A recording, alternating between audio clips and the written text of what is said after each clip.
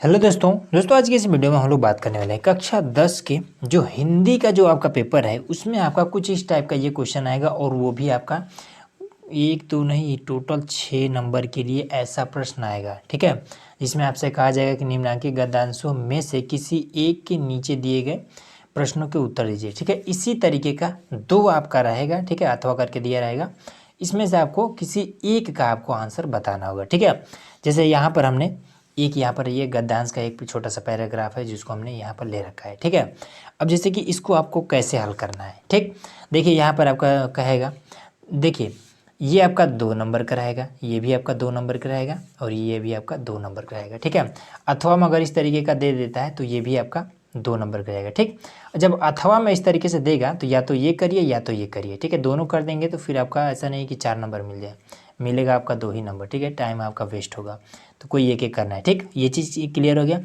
अब इसके बाद से जब कहेगा कि उपर्युक्त अवतरण का संदर्भ लिखिए। ठीक है, इसका आपको संदर्भ लिखना है। अब संदर्भ कैसे लिखेंगे, जब आपको पता रहेगा कि ये वाला जो पैराग्राफ है, ठीक है, ये वाला किस चैप्टर से लिया गया है। ठीक है, तो मैं आपको सबसे पहले आपको बता दूं कि अगर आपको ये चीज़ ईजिली समझना है तो अभी आपके पास बहुत ज़्यादा समय है। बस आपको 3-4 चैप्टर पढ़ना है। ठीक है, उसको रट्टा नहीं मारना, बस कहानी जैसे पढ़ लेना है। ठीक, पहला चैप्टर है आपका मित्रता, दूसरा आपका ममता, तीसरा आपका भारतीय संस्कृति। ठीक है, चौथा आप पढ़ लीजिएगा अजंता। ठीक है, अजंता पढ़ लीजिएगा। बस इतना 4 चैप्टर पढ़ लीजिएगा, 4 ही में से आएगा और बाहर से कहीं से भी ये नहीं आएगा। ठीक, जब पढ़े रहेंगे तो कहीं ना कहीं आपको ये चीज़, आपको इसमें हिंट मिल ही जाएगा कि हाँ ये चीज़ कहाँ से है।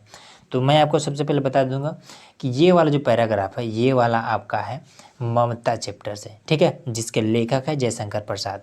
ठीक, तो चलिए इसको हम समझते हैं। तो देखिए यहाँ पर सबसे पहला चीज़ संदर्भ। ठीक, तो देखिए सबसे पहले इसको लिखना कैसे, जैसे मान लीजिए ये प्रश्न मान लीजिए एक है। ठीक, तो इस प्रश्न को हम यहाँ पर, ठीक है, अब जैसे यहाँ पर हमारे पास स्पेस तो है नहीं, तो यहाँ पर हम लिख देंगे कि उत्तर नंबर 1। ठीक है, या फिर उत्तर संख्या 1।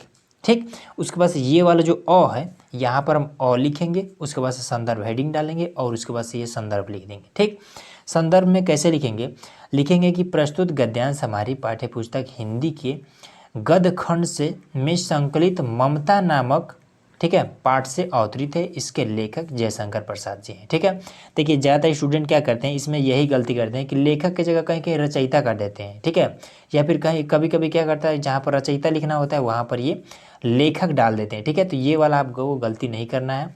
ठीक, उसके बाद से और इसमें क्या है, यहाँ पर ये गलती करते हैं कि गद्यांश के बजाय पद्यांश डाल देते हैं। अगर आप पद्यांश डालते हैं तो फिर आपका गलत हो जाएगा। ठीक है, एक भी नंबर नहीं मिलने वाला है। ठीक, उसके साथ ही साथ एक चीज़ और कि इसमें आपको क्या करना है कि अगर आपको जो चैप्टर का नाम, ठीक है, चैप्टर का नाम और उसके लेखक एकदम से कंफर्म है तो इसको आप ब्लैक पेन से लिख सकते हैं, कोनो दिक्कत नहीं है। ठीक है, जितना ही आप हाईलाइट कर देंगे, ठीक है, तो इसमें अगर एक आधी, जैसे संदर्भ लिखते समय एक आधी अगर गलती भी हो जाता है तो उसको जो कॉपी चेक करने वाला है उसको इग्नोर कर देगा। ठीक है, क्योंकि उसको मतलब है केवल इससे नाम से, ठीक है, चैप्टर के नाम से और लेखक से, बस यही वाला इस मतलब है। ठीक है, और कुछ भी मतलब नहीं है। ठीक, तो इसलिए अगर आपको एकदम से कंफर्म है तो इसको आप ब्लैक पेन से एकदम से हाईलाइट कर दीजिएगा। ठीक है, गोजना नहीं है, हाईलाइट कर दीजिए, इसको बस काला पेन से लिख देना है और कुछ भी नहीं करना है। ठीक, बस इतना काम करना है आपको संदर्भ में। ये भी क्लियर हो गया।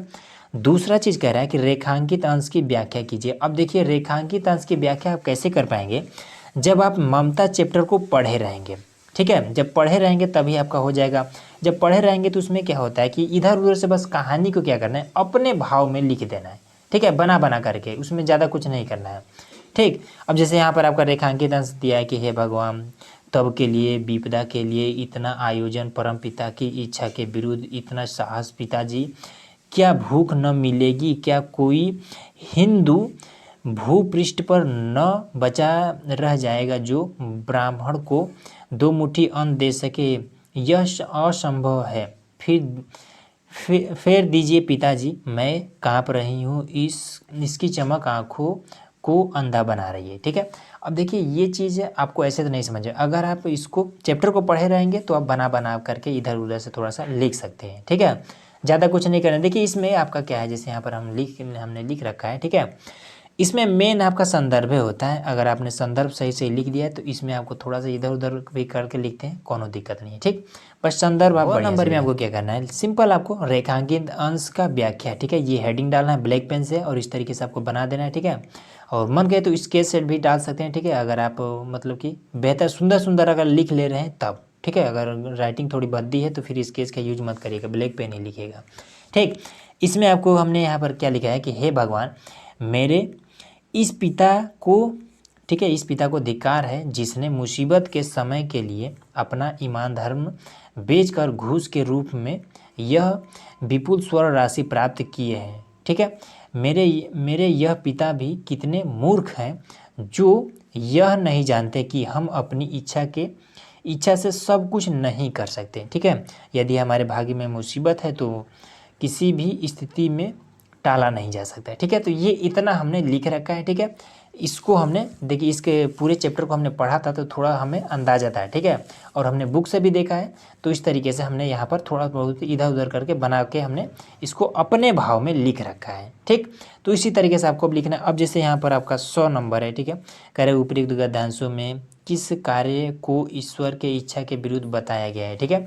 तो यहाँ पर 100 नंबर में आपको सिंपल इस तरीके से 100 लिखना है और आपको लिख देना है, ठीक है। ये भी आपको अपने भाव में ही लिखना है, मतलब कि अगर जब आप चैप्टर को पढ़े रहेंगे तो आप अपने भाव में इसको लिख सकते हैं। यहाँ पर हमने लिखा है कि ईश्वर के इच्छा के विरुद्ध मनुष्य का आयोजन कभी सफल नहीं हो सकता है। यदि विपत्ति आती है, दुख भोगना ही ईश्वर ने निश्चित किया है तो कोई आयोजन फलीभूत नहीं होगा, ठीक है।